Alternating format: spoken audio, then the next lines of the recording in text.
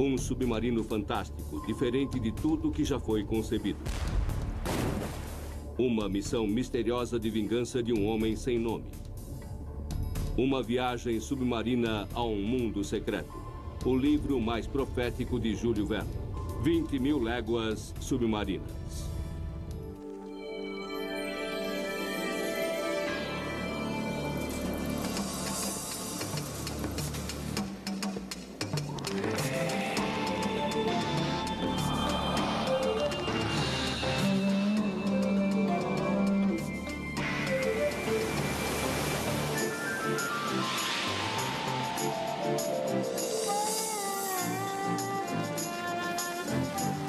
Grandes livros. 20.000 léguas submarinas é uma jornada de um perigo angustiante. Uma viagem pelas ruínas perdidas de Atlântida. Destroços de tesouros fabulosos nas profundezas do abismo mais fundo do oceano. 3 homens ficam presos dentro do incrível submarino Nautilus. Seu captor, um rebelde sem causa do século XIX, o misterioso Capitão Nemo. Os navios de um inimigo desconhecido caçam o Nautilus enquanto um desejo insano de revanche motiva o Capitão Nemo. Encurralados num mundo além de sua compreensão, os 3 reféns acabarão por enfrentar o monstro mais famoso de Verne, a Lula gigante.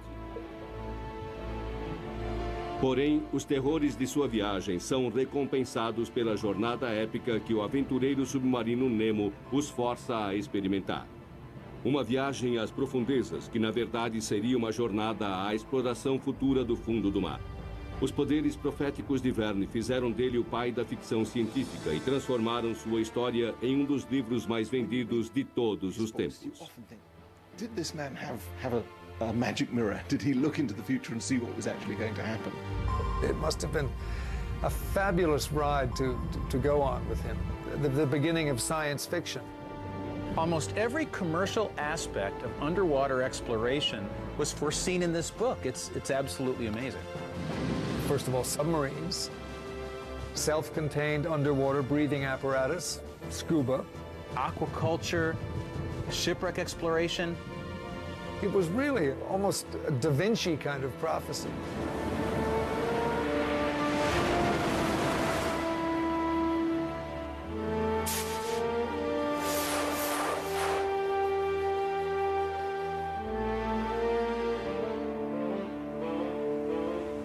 Mil léguas submarinas começa com a busca por um monstro marinho gigantesco que vem aterrorizando embarcações por todo o mundo.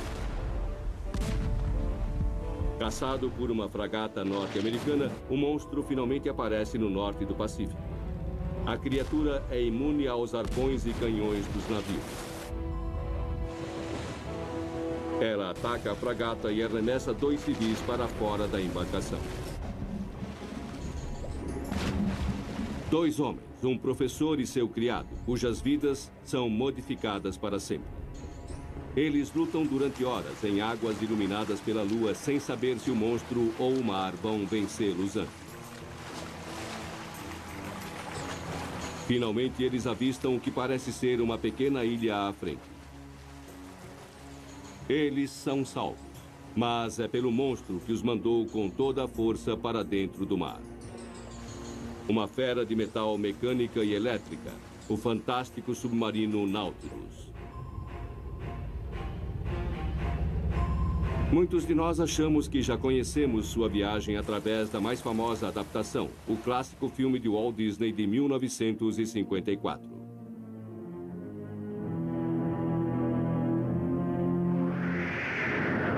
The most thrilling sequence ever photographed in motion picture history, the terrifying battle with the giant squid. Mas o filme de Disney, assim como a maioria das adaptações de 20.000 léguas submarinas, foi direcionado para um público muito diferente daquele que Júlio Verne tinha em mente.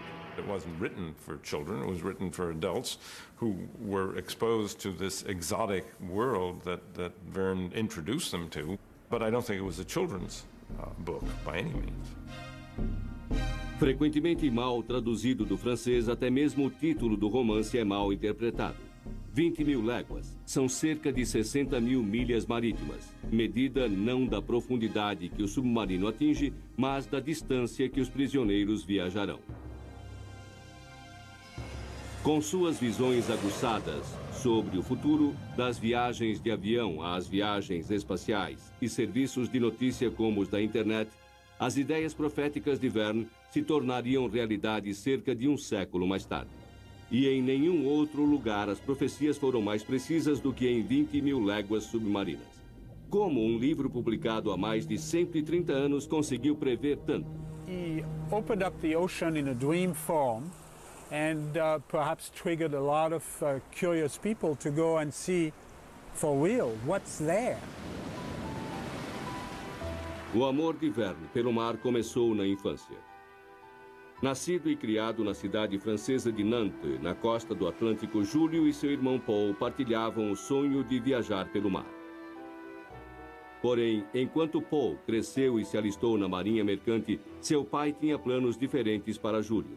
Ele seguiria a tradição familiar e se tornaria advogado. Enviado a Paris para estudar direito aos 19 anos, ele chegou durante o tumultuado ano de 1848. A monarquia francesa desmoronava sob o peso da mudança e da revolução. Acontecimentos que causariam profundos efeitos no próprio Verne.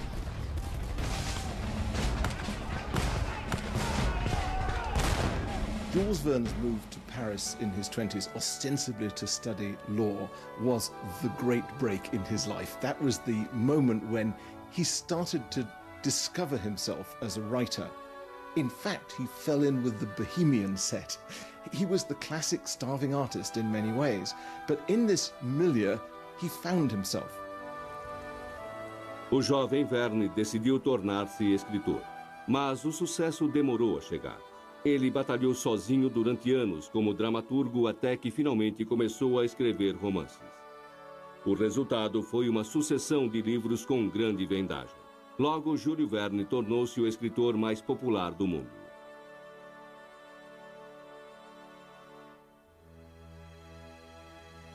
Quando completou 40 anos, ele estava casado e bem-sucedido, para qualquer um dentro dos padrões convencionais. E com os lucros de seus 2 primeiros livros de sucesso, Viagem ao Centro da Terra e Da Terra à Lua, ele recorreu à liberdade e ao mar. Ele comprou para si um velho barco pesqueiro, como seu bisneto recorda. He was a person who were living in another world, in his mind. So he wanted to be far from the children, and far from the family, and far from the domestic problems. So the boat was really a good room to work. E durante aquelas noites longas e solitárias no mar, Verne imaginou uma embarcação submarina cujo nome ecoa através de toda a história da exploração submarina. O Nautilus. Foi um golpe de mestre. Para construir o submarino em sua mente, Verne misturou sólidas noções científicas com uma boa dose de imaginação. He used the best scientific knowledge that was available. When you combine that with his vision, with his ability to take a leap into the future from a firm base of scientific fact, you can see how he scored bullseye after bullseye for what was really going to happen. Ainda hoje, o Nautilus fictício de Verne continua sem igual entre os submarinos verdadeiros.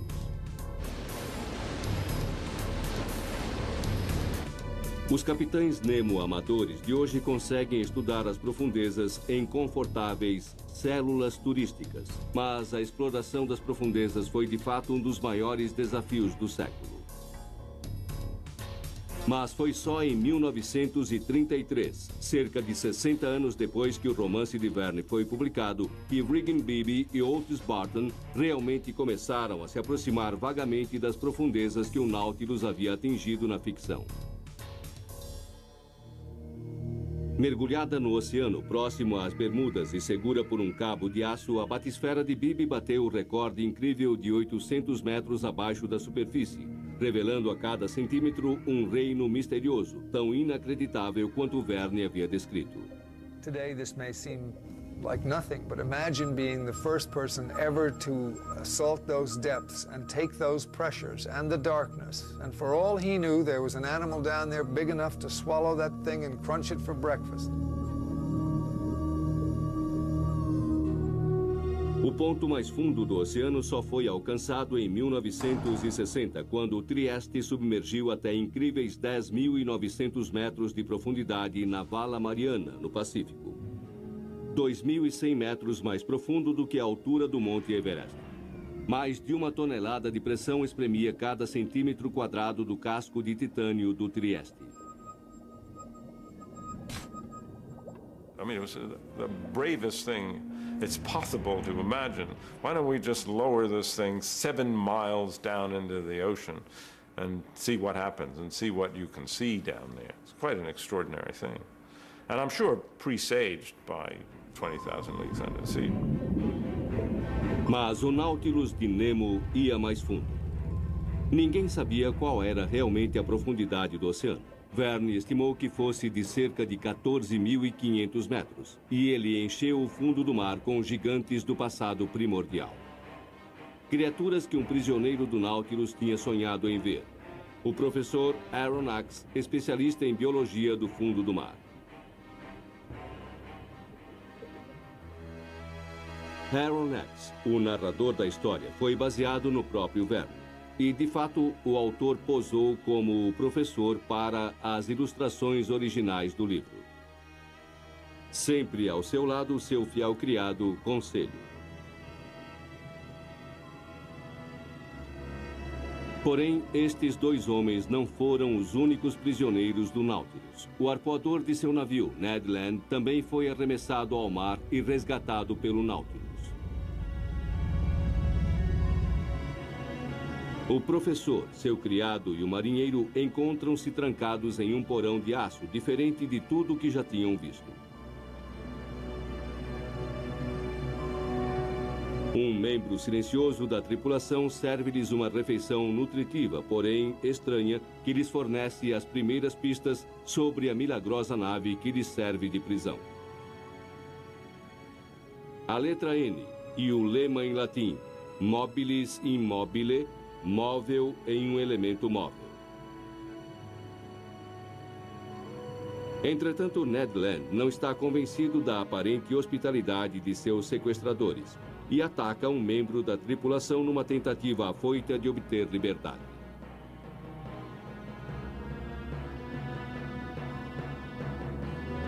A tentativa de fuga de Land é interrompida por uma chegada dramática.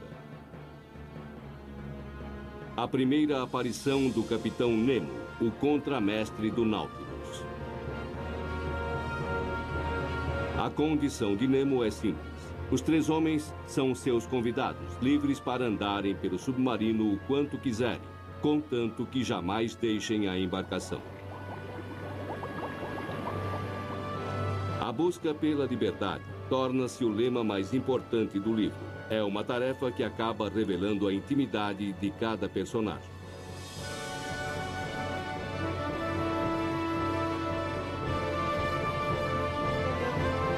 Para o completo espanto dos 3 prisioneiros, sua prisão é uma embarcação fabulosamente luxuosa. Há nela uma vasta biblioteca e um museu contendo espécimes de criaturas exóticas e peças de arte inestimáveis.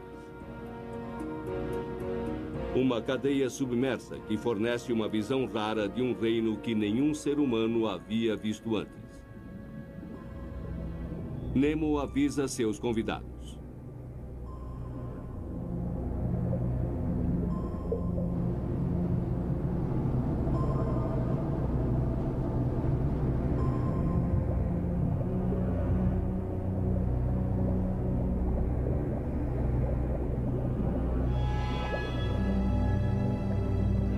Na vida real, esses segredos seriam finalmente revelados pelos homens que desafiam a morte usando invenções previstas pelo profético Júlio Verne.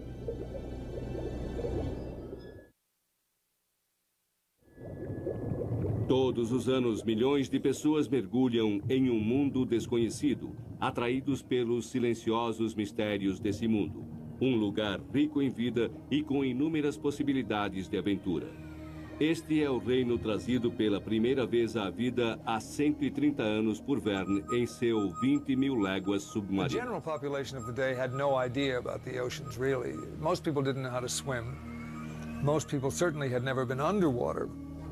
Imagine yourself a Frenchman in the late 19th century reading that under the water there was this great panoply of wonderful creatures and that it was possible to go there in a machine.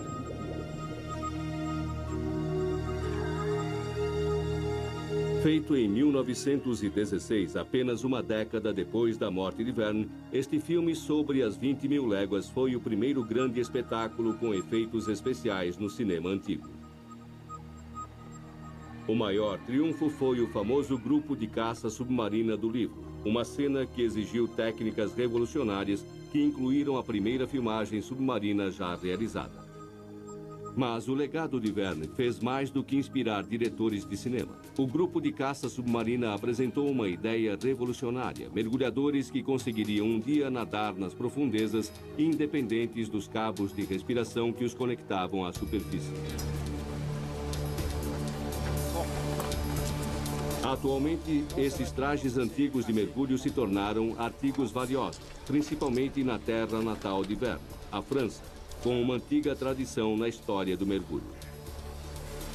Esses trajes ofereciam pouca mobilidade. As botas pesavam como chumbo.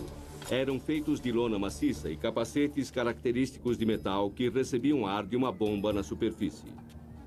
Apesar disso tudo, eles permaneceram praticamente inalterados até depois da Segunda Guerra Mundial. Como foi que Verne, escrevendo quase um século antes, concebeu os mergulhadores de Nemo se movendo livremente sobre o fundo do mar com seus próprios suprimentos de ar?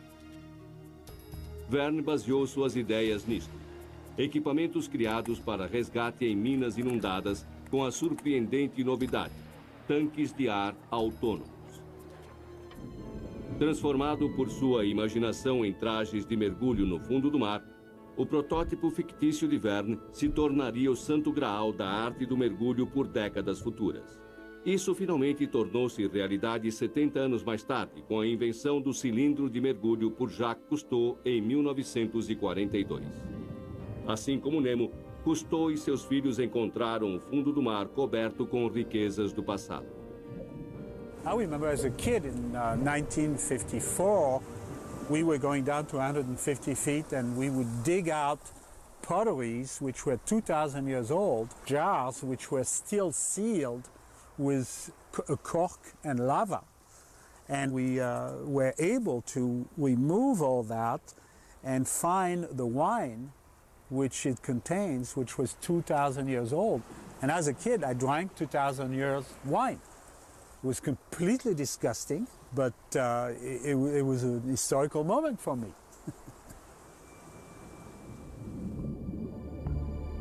Mas atingir as profundezas extremas que Nemo e seus mergulhadores alcançaram provou ser um desafio muito maior do que Verne chegou a suspeitar.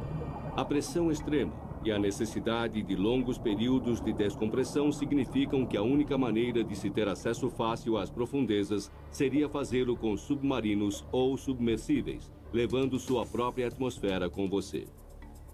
Isto é exatamente o que uma nova geração de máquinas submarinas faz.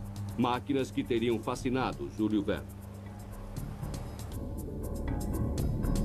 Máquinas como o traje Newt, um traje espacial para o oceano profundo, e uma coisa mais estranha chamada Wasp. Wasp, ou vespa, assim como o inseto que empresta seu nome, consegue flutuar, mas dentro da água. Seu ocupante consegue olhar atentamente as criaturas do outro mundo presentes nas profundezas, sobre as quais Júlio Verne só ouvira falar em antigas histórias de pescador. Formas de vida bizarras, parecidas com extraterrestres que se adaptaram a um mundo escuro gerando sua própria luz. Uma capacidade chamada de bioluminescência. Fascinado por esta estranha capacidade de emissão de luz, Verne não conseguiu resistir e imaginou tubarões gigantes e bioluminescentes, monstros que Aronnax descreve como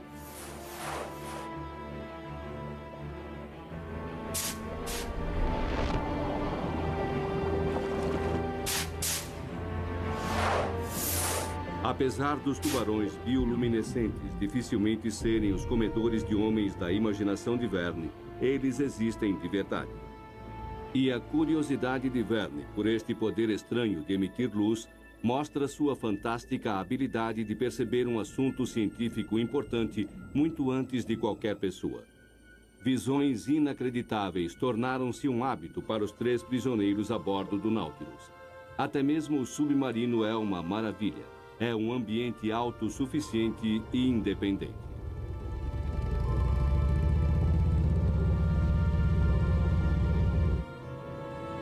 Nemo gaba-se de que tudo que há dentro do Nautilus é obtido no mar. Comida, roupas, energia, luz, papel, tinta e até os charutos que ele fuma são feitos de álcool. A ciência moderna ainda não alcançou as ideias mais ousadas de Nemo. Ainda não conseguimos cultivar uma pérola gigante ou fazer charutos de alga. Mas as últimas expedições às profundezas do oceano confirmaram as grandes expectativas de Verne quanto aos segredos escondidos no mar.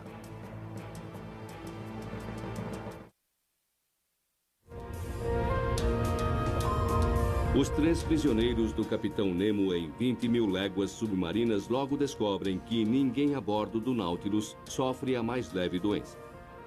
De alguma maneira, seu captor, o misterioso Capitão Nemo, conseguiu achar nas profundezas do oceano os segredos da saúde perfeita.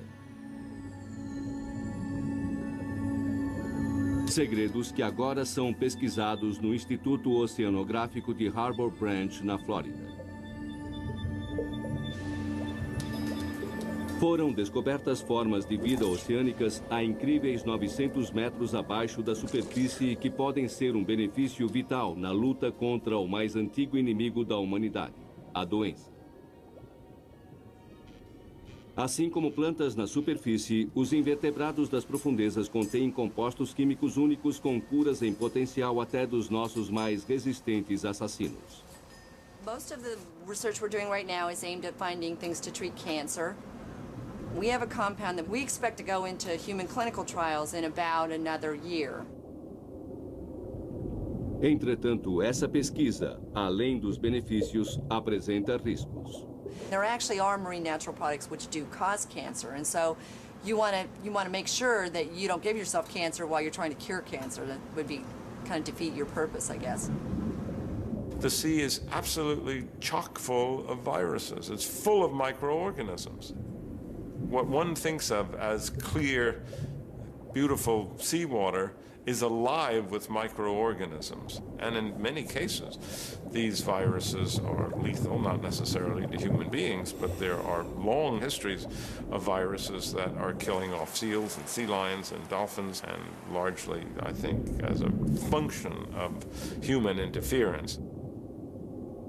Júlio Verne é lembrado como um defensor do progresso tecnológico, mas ele também estava ciente dos seus perigos. Seus personagens expressam suas preocupações com o futuro do meio ambiente natural. He's the original ecologist, the first one who wrote about the need to save certain species. O Capitão Nemo dá um aviso ao arpoador.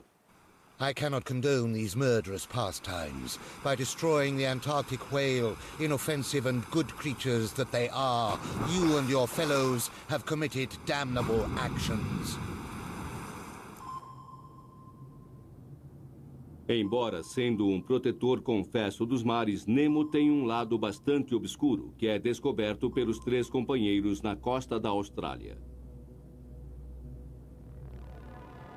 Eles são drogados durante uma refeição e aprisionados novamente enquanto o Nautilus embarca em uma missão secreta de vingança.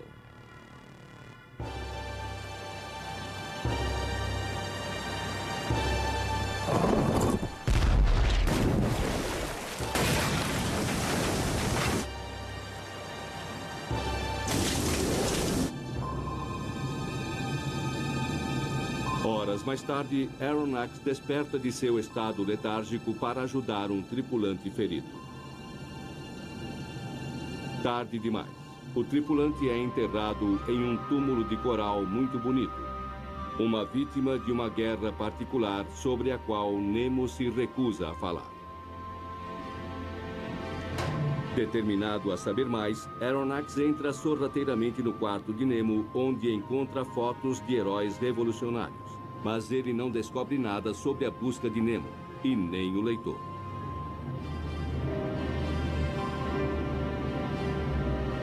Por que Verne deixa tanta coisa sobre Nemo sem explicação? A resposta está com o editor dele, Júlio Hetzel.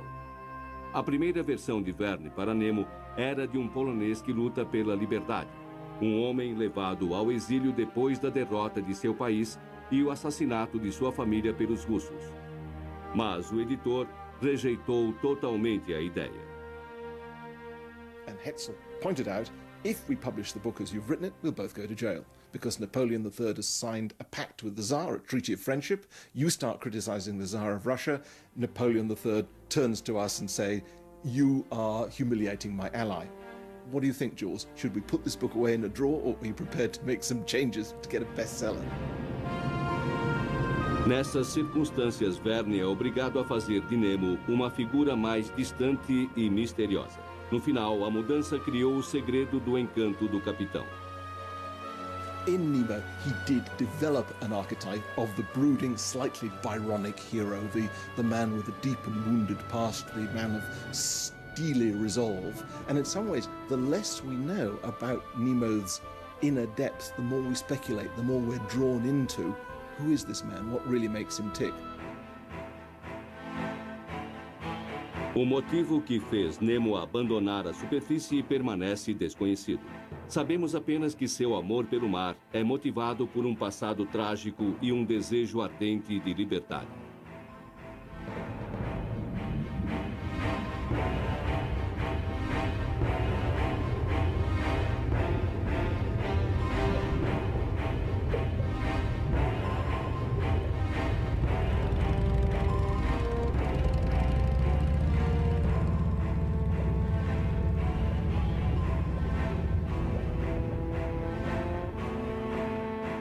Nemo se autodenomina revolucionário internacional, defensor dos oprimidos no mundo. Na costa de Creta, no Mediterrâneo, o Nautilus para descarregar uma fortuna em tesouros. O dinheiro se destina a rebeldes da ilha. Mas como Nemo acumulou tamanha riqueza, podendo financiar revoluções sozinho? A resposta novamente está escondida no fundo do mar. If only 1,000 shipwrecks are lying down there in the deep ocean, every year for the last 3,000 years, that's 3 million shipwrecks down there. It could easily be 5 times that many. Chegando à Baía de Vigo, perto da costa da Espanha, Nemo e seus homens saem para a água para saquear uma frota espetacular de navios naufragados com tesouros.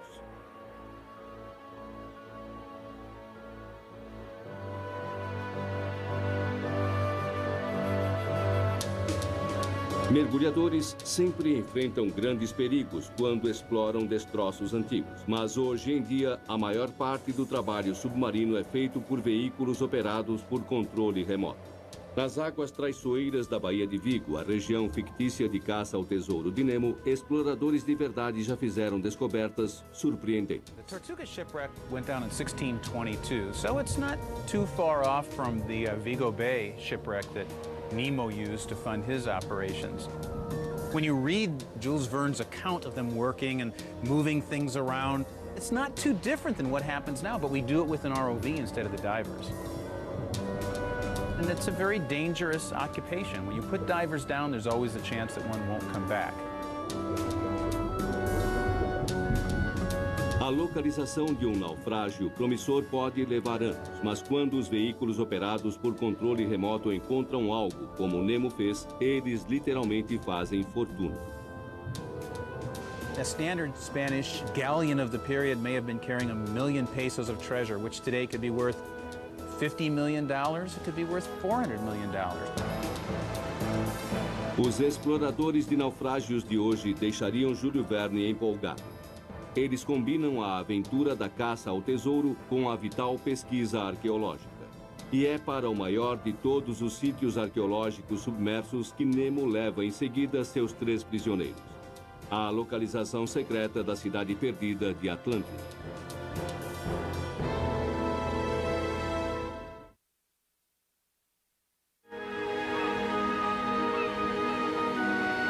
A busca pela civilização perdida de Atlântida atrai a humanidade desde que o filósofo grego Platão escreveu pela primeira vez sobre ela há 2.500 anos.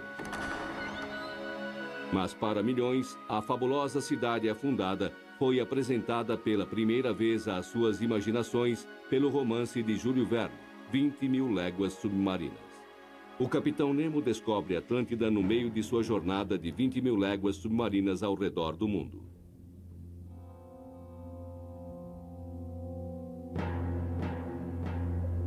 A descrição do continente perdido por Verne manteve-se fiel à história original de Platão. O romancista encontrou um motivo científico para a repentina destruição do continente perdido.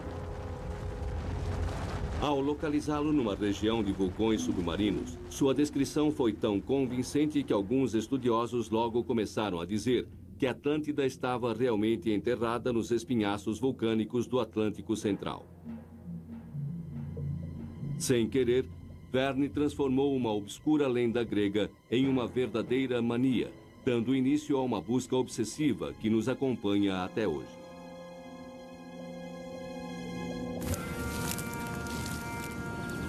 As ideias de Verne sobre Atlântida surgiram durante sua primeira viagem ao exterior, 10 anos antes da publicação de 20.000 léguas submarinas.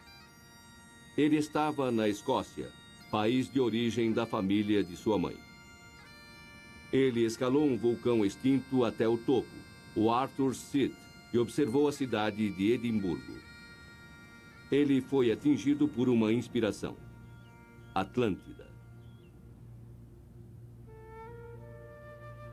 Atlântida tornou-se então a imagem fiel de Edimburgo, a cidade de esplendores submersos, rodeada por vulcões que determinaram seu destino.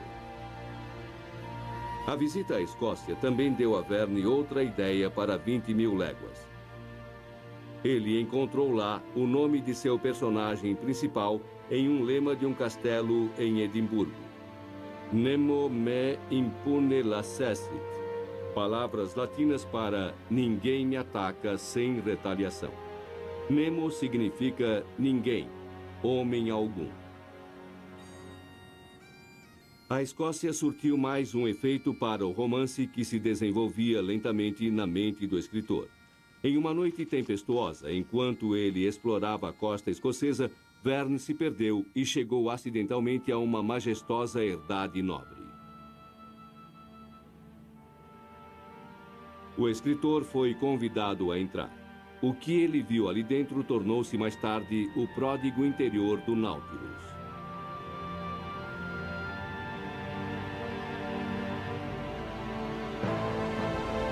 A inspiração para o exterior do Nautilus veio com a Guerra Civil Americana.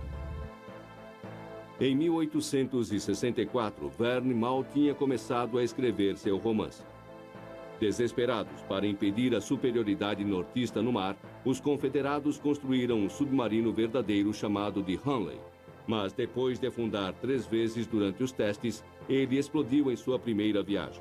No total, foram 23 mortes. Would have known about this and would have recognized, I guess, that you could take this concept and exaggerate it and build this 160-foot-long Nautilus. And this is part of Verne's charm, the ability to take a concept which didn't really work very well and kept sinking and turn it into the wonderful Nautilus.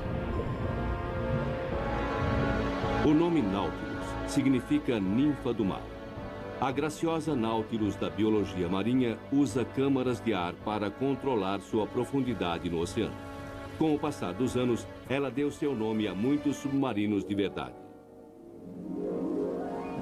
Posto em serviço ativo em 1954, o verdadeiro Nautilus logo quebrou o recorde da distância percorrida pelo submarino fictício, ultrapassando a marca de 20.000 léguas em meses.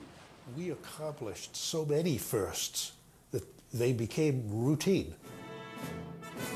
Porém, a Guerra Fria logo forçou o Nautilus a seguir em uma missão que não era nada rotineira. The Soviets are not standing still. They have demonstrated impressive advances in technology. No dia 4 de outubro de 1957, os soviéticos lançaram o Sputnik, uma enorme vitória para a propaganda russa. Os Estados Unidos tinham de reagir. O Nautilus tinha de tentar atravessar o Polo Norte por baixo d'água. To out-Sputnik the Russians. That's what this event was all about. Even the most powerful icebreakers are helpless against this frozen barrier. And as the Nautilus got nearer and nearer to the top of the world, quiet excitement began to mount. 4, 3, 2, 1, mark! For the USA and the US Navy, the North Pole. Em 28 de julho de 1958, o USS Nautilus cruzou o Polo Norte por baixo d'água e entrou para os livros de história. Felicitações chegaram de todo o mundo, incluindo a cidade natal de Verne, Nantes. On her return to New York from England, Nautilus received a hero's welcome from a grateful American people. The citizens of New York raised their voices in congratulation, and their voices echoed throughout the free world. Os Estados Unidos tinham obtido uma vitória estratégica incrível sobre os soviéticos. Tinha ficado claro que o Nautilus poderia ir a qualquer lugar no mundo sem ter de subir à superfície. O USS Nautilus tinha resolvido o problema de suprimento de ar.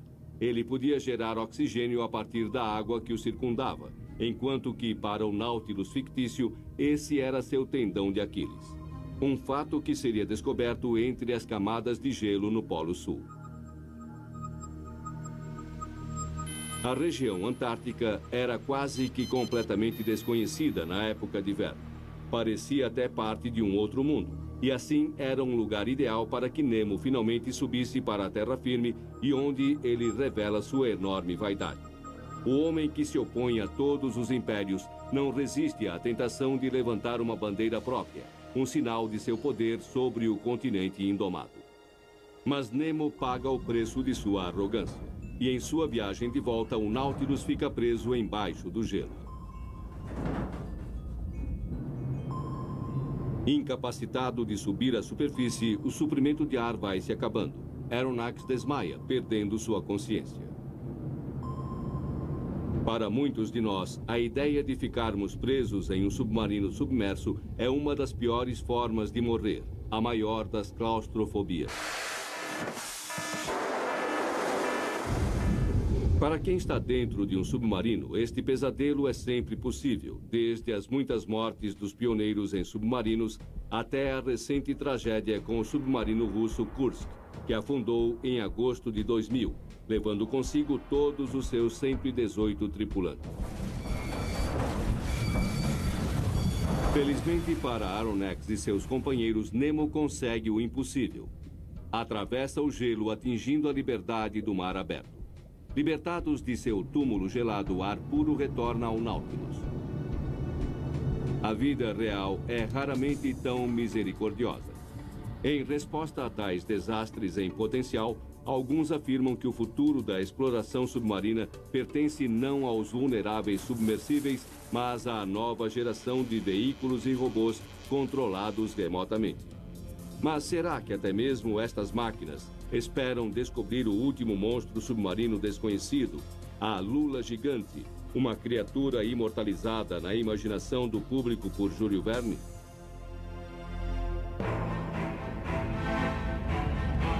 Depois de libertar seu submarino do gelo antártico, o capitão Nemo prossegue sua viagem de 20 mil léguas submarinas, rumando para o norte, onde as águas são mais quentes. Ainda prisioneiros a bordo do Nautilus estão o professor Aronnax, seu criado Conselho e o arpoador Ned Land. Já foram percorridas 17 mil das 20 mil léguas da jornada quando eles chegam ao Caribe e suas esperanças de fuga são frustradas pelo encontro mortal com o oponente mais inesquecível de Júlio Verne.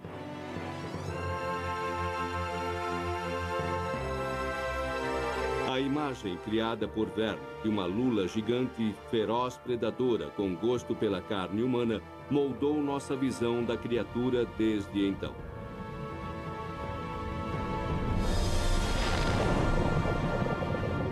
I've always thought that one of the most wonderful elements of the giant squid is that it is really one of, if not our absolutely last dragon.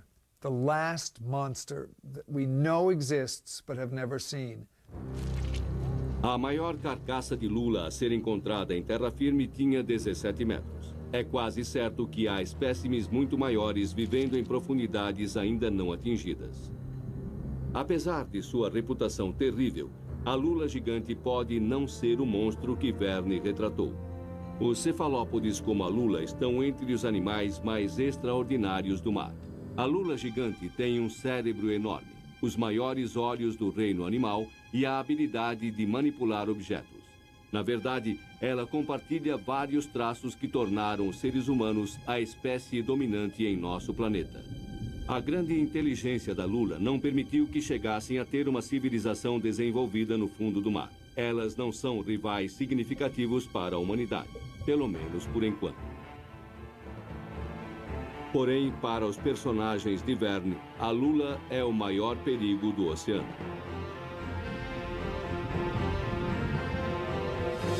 Invadindo o submarino, tentáculos e homens travam uma luta desesperada e violenta. O final da briga é descrito por Aronnax. Monsters, mutilated and terribly wounded, finally retreated. Captain Nemo, red with blood, stood motionless with tears flowing from his eyes.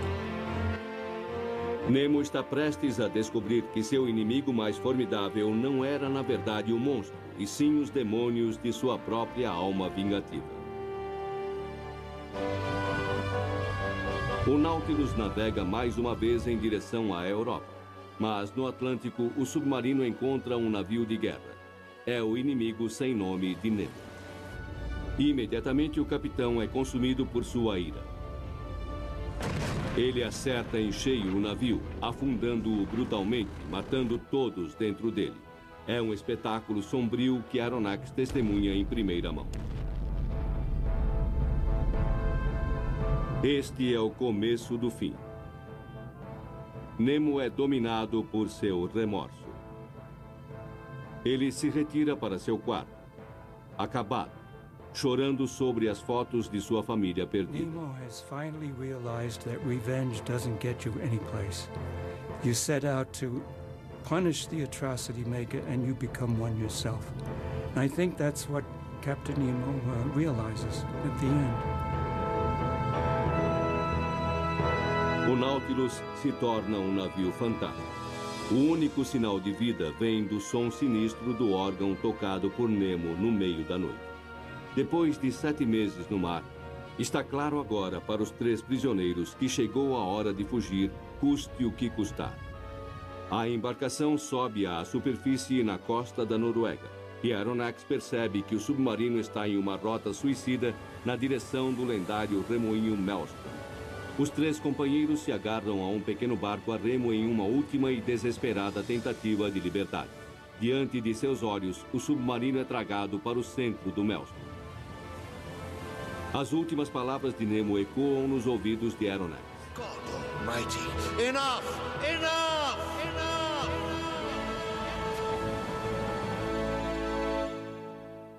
Mas para Verne e seus leitores ainda não foi suficiente. 4 anos mais tarde, o Capitão Nemo volta em um segundo livro não tão famoso, A Ilha Misteriosa. Nemo não só sobreviveu ao Maelstrom, mas se tornou um príncipe indiano que luta contra o Império Britânico pela libertação de seu país.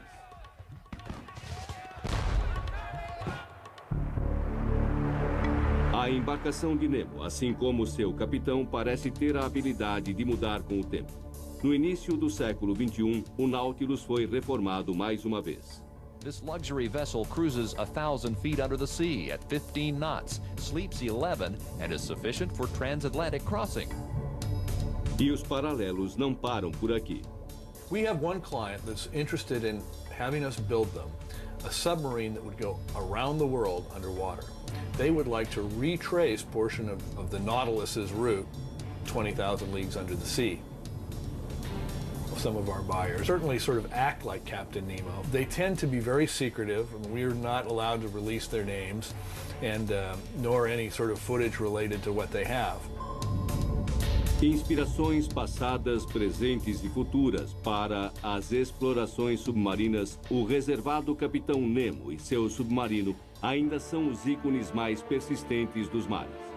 Vítima ou vilão, herói torturado ou anti-herói insano, príncipe indiano ou guerrilheiro polonês pela liberdade, Nemo é tudo aquilo que queremos que ele seja. Mas o sucesso do livro de Verne vai além de Nemo. What Verne accomplished was to show the public that the sea was a frontier yet to be crossed, yet to be seen, and I think gave people a sense of the adventure that was to come. Júlio Verne disse certa vez: o que um homem consegue imaginar, outro consegue realizar.